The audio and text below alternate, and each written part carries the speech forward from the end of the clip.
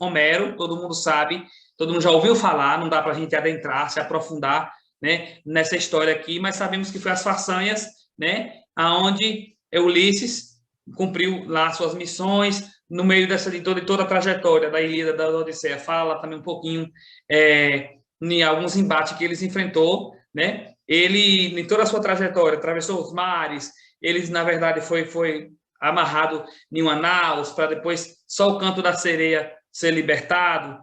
Enfim, tem toda aquela questão da mitologia, né? E por que épica? Porque é uma trajetória narrativa em forma de poesia, né? É poética, é um estilo semelhante à poética, né? A epopeia são poesias narrativas que contam histórias de façanhas relacionadas ao povo, né? E essa voz aí não se preocupa com a subjetividade do eu que está contando a epopeia. Na verdade, a voz não é uma voz lírica, é uma voz poética épica, né? Então, há na épica a diferença da épica para a lírica. A lírica é a poesia subjetiva, né? É a inspiração subjetiva, aonde o eu lírico, que é aquele eu poético, tem por objetivo expressar a sua subjetividade. E a poesia é uma forma de mostrar o sentimento, de expressar a conexão que o eu tem nesse universo, nesse mundo onde ele vive. Aí temos também a Eneida, que é uma obra do latino Virgílio, os Lusíadas de Camões, né? E depois a gente vai culminar, né? Chegamos nos gêneros modernos, até o ano basicamente o ano de 1700, 1600, 1700, né? Se persistiu na literatura da antiguidade, né? Muita influência da literatura da antiguidade. A gente tivemos, a partir de 1500 no Brasil, a literatura do descobrimento, já passou a ter os gêneros modernos, mas até então, na época em que o Brasil foi descoberto, era a época em que estava no período clássico. Então, no período clássico, toda essa literatura, né, por exemplo, os Lusíadas de Camões, né, nas grandes embarcações, saídas de Portugal para explorar o território, outros territórios, outras terras, né, as aventuras interpretadas, as épicas, né, narradas em forma de poesia por Camões, né, mostra toda aquela trajetória das grandes navegações, né? Aí os gêneros literários modernos, a partir daquilo que Platão e Aristóteles vêm abordando sobre a questão da definição dos gêneros textuais, dos gêneros literários, é que começa a haver o redimensionamento, né? Começa a literatura a mudar de curso e começa a aparecer aí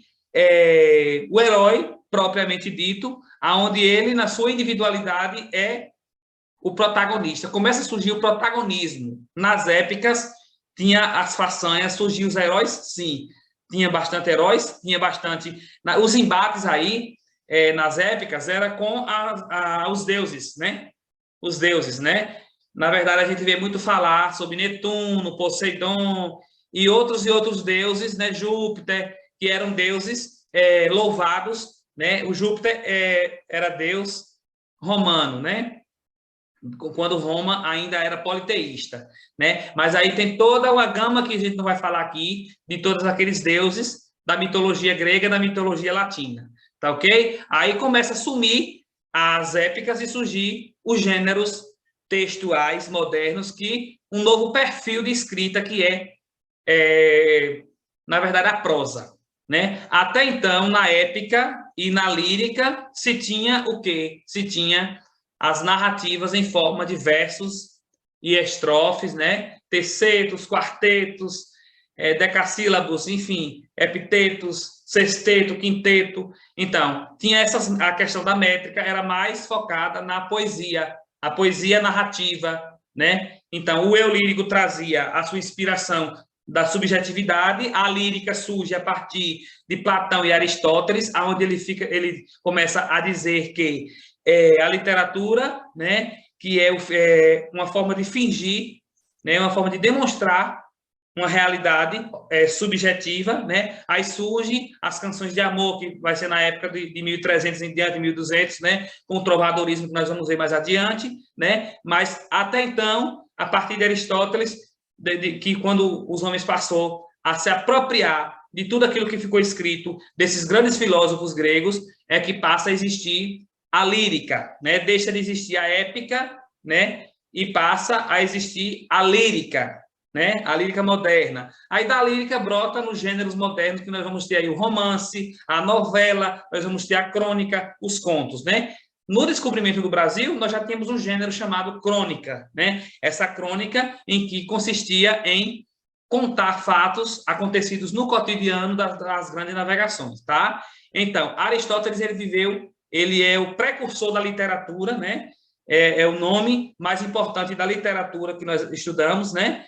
Que ele também foi seguidor de Platão, que ele pegou lá as narrativas e as épicas de Platão, e ele tem o seu destaque no gênero lírico. Então, quero que vocês entendam a diferença da lírica para a épica. A épica vem tratar de uma coletividade, nada de subjetividade.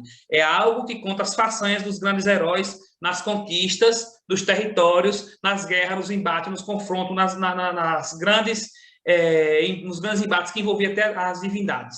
Porque as mitologias contadas, né? Roma, todo mundo sabe que começou a partir do mito de Rômulo e Remo, né? Que foi um embate de dois irmãos gêmeos em que Remo perde para Rômulo e Rômulo cria lá no Lácio, na terra do Lácio, o Império Romano.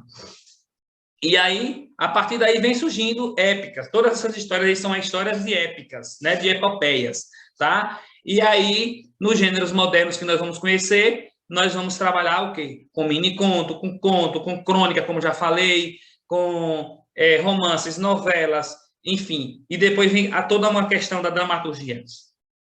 Tá ok? Então, eu creio que deu para vocês entenderem a diferença da épica para a lírica. A lírica não tem nada de mostrar herói, nem de mostrar, é simplesmente versos de amor, versos de sentimento, de brotar, fazer expurgar, fazer uma catarse, como Aristóteles muito falava da catarse. É expurgar tudo aquilo que é negativo de dentro do ser humano através dos versos das canções.